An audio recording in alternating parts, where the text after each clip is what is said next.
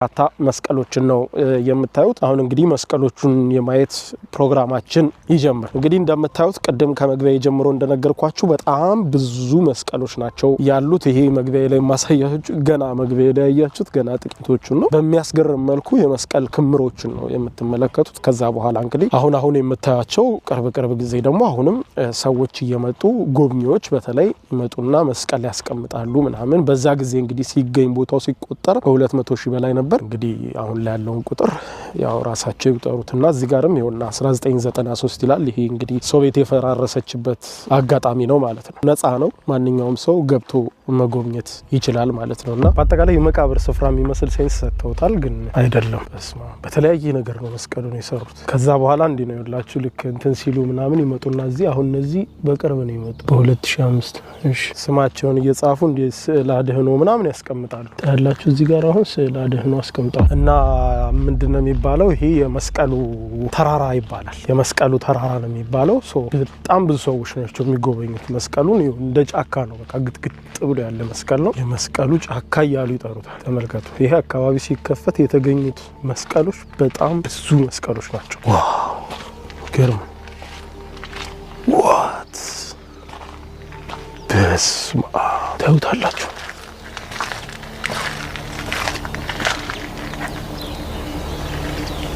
በስማ የሚገርም ነው። እና ያው እዚህ አካባቢ መስቀሎቻቸውን ደብቀው የነበረበት ተራራ ነው። ይሄ እንግዲህ አሁን እየወጣን ያለ ነው። ይሄ ደረጃው ምናምን አሁን ነው የተሰራው። በስማ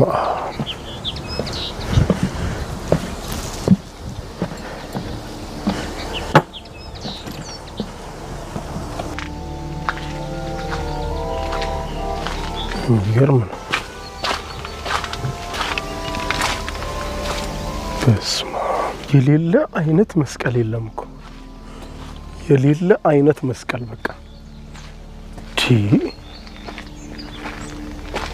እንደዚህ አይነት ቦታ ይቻላል። ታዩታላችሁ የመስቀሉ ብዛት። ይሄ በእጅ የሚያዙ ተከሉ ምን የሚሉ የሚቀመጡ እንዳለ ይሄ ተራራው በሙሉ ይኸውላችሁ። ይሄ መስቀሉ ተራራ እዚህ አድርገው ነው ያስቀመጡት። ይሄ ማህተቦቻቸው ያደረጉት የነበረው ማህተብ ምናምን በዛ ጊዜ ይኸውላችሁ። የሚገርም ነው። የሚገርም ይኸው እነዚህ በጣም ተስተካክለው ምናምን ተጠርበው የተሰሩ እነዚህ ትልልቅ መስቀሎች ደግሞ ከአብያተ ክርስቲያኖች ውስጥ በወቅቱ የወጡ እንደነበረ ነው የተጻፈው። እንዳንሸራትተኝ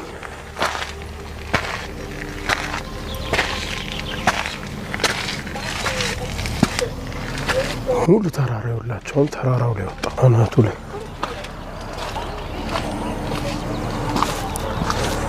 ታያቸዋላችሁ። አንገት ማተቦቻቸው ምናምን እንዴት አድርገው እንዳስቀመጡት በስመ አብ የሚገርም ነው። መስቀሉ ብዛት ተመልከቱት። አንገታቸው ላይ ያደረጓቸው የነበሩ ክሮች የሚገርም ነው።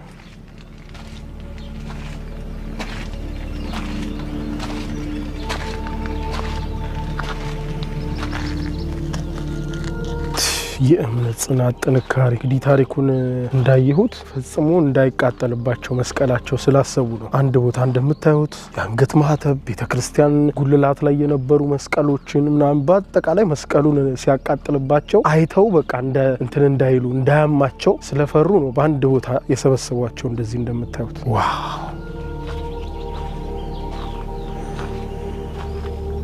ስፍራው አሁን ህግ አለው። ምንም አይነት መስቀል መነካካት ምናምን አትችሉ፣ ታሪክ ስለሆነ ማለት ነው። እቺ ራሱ ማህተዋንያት የአንገት ማህተብ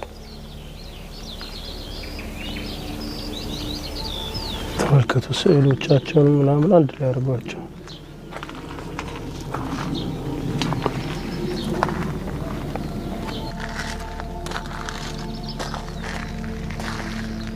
የሚደንቅ ጽናት ነው የነበራቸው። እውነት ለመናገር በስማ ይሄ ጌታ ኢየሱስ ክርስቶስ ተሰቅሎ የሚያሳይ ሐውልት ነው። እንደምታዩት በሐውልቱ ላይ ምንም አልተጻፈም። ያው የሚያመለክተው ይሄንን ነው። ይሄም እንግዲህ የመስቀሉ ተራራ ይባላል ማለት ነው። ታሪኩ እንግዲህ የነገርኳችሁ ነው። በአካባቢው የሚነገርለት ስለ ቦታው ያለው ታሪክ ማለት ነው። የሚገርም ነው። ከዛ በኋላ እንደነገርኳችሁ ብዙ ሰዎች መስቀል ያደረጉ ማስታወሻ ያስቀምጣሉ። በአካባቢው ባለው አሁን ባለው ልምድ መሰረት የተለያዩ ባለስልጣኖች ምናምን መንግስት ነገስታትም እዚህ መስቀሎችን በማስቀመጥ የራሳቸውን እንትን ያስቀምጣሉ፣ መልእክቶቻቸውን ጽፈው ያስቀምጣሉ ማለት ነው። እና አብዛኛው እንግዲህ በእንግሊዘኛ ቋንቋ የለም ማለት የለም በሚባል ደረጃ ነው፣ አንዳንዱ ብቻ ነው እንጂ አብዛኛው የአርመን አሉ፣ የዚያው ሀገር የራሳቸው የሊቱዌኒያ ቋንቋ አለ፣ ጀርመንኛ ምናምን ነው። ለምሳሌ እዚህ ላይ አሁን የዩክሬንና የዚህ ሀገር ባንዲራ አለ፣ የሊቱዌኒያ ባንዲራ ማለት ነው እንደምታዩት። ይሄ ደግሞ ፖርቹጊዝ ኤር ፎርስ ይላል። ይሄው ኢንሃንስድ ኤር ፖሊሲንግ ይላል። 2021 የቆመ መስቀል ነው ማለት ነው።